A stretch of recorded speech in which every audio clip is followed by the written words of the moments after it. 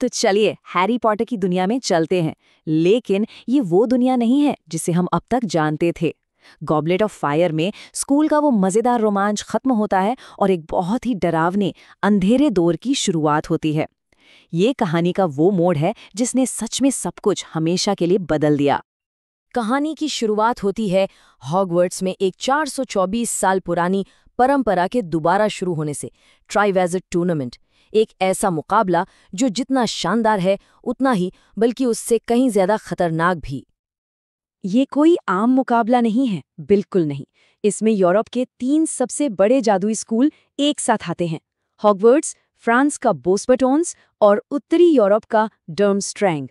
और इन सब के सबसे काबिल स्टूडेंट्स जादुई दुनिया में नाम कमाने के लिए एक दूसरे से मुकाबला करते हैं।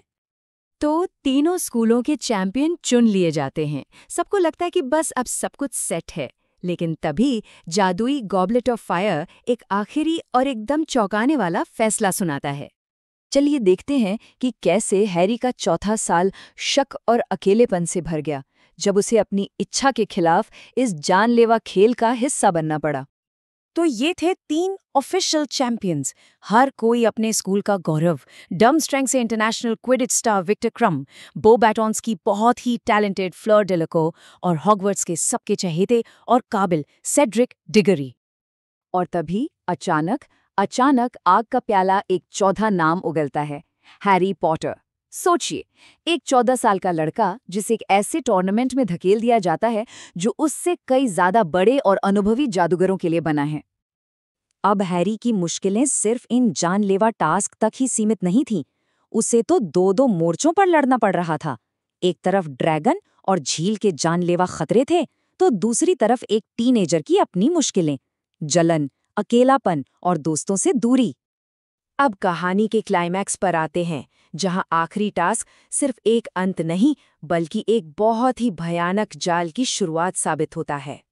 भूल भुलैया के बीच में जब जीत सामने थी, तब हैरी और हॉगवर्ट्स के असली चैंपियन सेड्रिक ने मिलकर कप उठाने का फैसला किया। खेल भावना की एक मिसाल, लेकिन यही फैसला उन्हें सीधे एक जाल में ले जाता है। असल में ये कोई मुकाबला था ही नहीं, ये एक सोची समझी साजिश थी।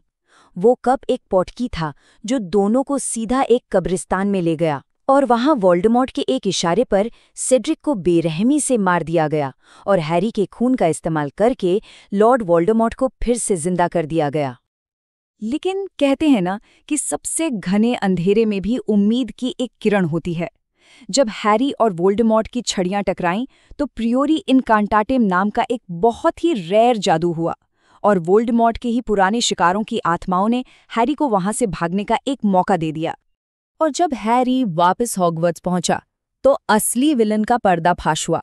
प्रोफेसर मैड आई मूडी, जो पूरे साल हैरी की मदद करने का नाटक कर रहा था, असल में वोल्डेमॉर्ट का वफादार सेवक बार्टी क्राउच जूनियर था। वोल्डेमॉर्ट की वापसी की इस भयावह कहानी के पीछे फिल्म बनाने वालों की असल मेहनत और क्रिएटिविटी छिपी है।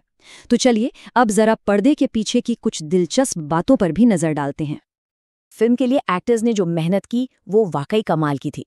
जैसे कि दूसरे टास्क के पानी वाले सीन के लिए डैनियल रैडक्लिफ ने 6 महीने की ट्रेनिंग के बाद कुल 41 घंटे पानी के अंदर बिताए। यहां तक कि उन्हें 2 बार कान में इन्फेक्शन भी हो गया। और यूल बॉल में परफॉर्म करने वाला बैंड द वियर्ड सिस्टर्स याद है? क्या आप जानते हैं कि वो कोई बनावटी बैंड नहीं था? उसमें पल्प और रेडियोहेड जैसे असली दुनिया के म्यूजिकल बैंड्स के मेंबर्स शामिल थे। फिल्म मेकर्स भी बहुत चालाक थे। पहले टास्क में जो आग उगलने वाला ड्रैगन हंगेरियन हॉर्नटेल था, उसे बनाने के लिए दूसरी फिल्म चेंबर ऑफ सीक्रेट्स के बेसिलिस्क मॉडल के कुछ हिस्सों का दोबारा इस्तेमाल किया गया था। सेड्रिक की मौत और वोल्डेमॉर्ट की वापसी, ये सिर्फ कहानी का अंत नहीं है, ये मासूमियत का अंत है। चलिए समझते हैं कि आखिर क्यों ये फिल्म पूरी सीरीज का सबसे बड़ा, सबसे जरूरी टर्निंग पॉइंट है। यहीं से कहानी हमेशा के लिए बदल जाती है। अब ये कोई स्कूल का खेल नहीं रहा, ये बचपन के एडवेंचर से निकलकर मौत और बुराई की कड़वी सच्चाई का सामना करने की कहानी बन जाती है। और ये फिल्म हमें एक बहुत ही परेशान करने वाले सवाल के साथ छोड़ जाती है। जब वोल्डेमॉर्ट सच में लौट आया है और पूरी दुनिया इस सच को मानने से इनकार कर रही है, तो ऐसी लड़ाई कैसे लड़ी जाए जिसके शुरू होने पर ही कोई यकीन नहीं करता?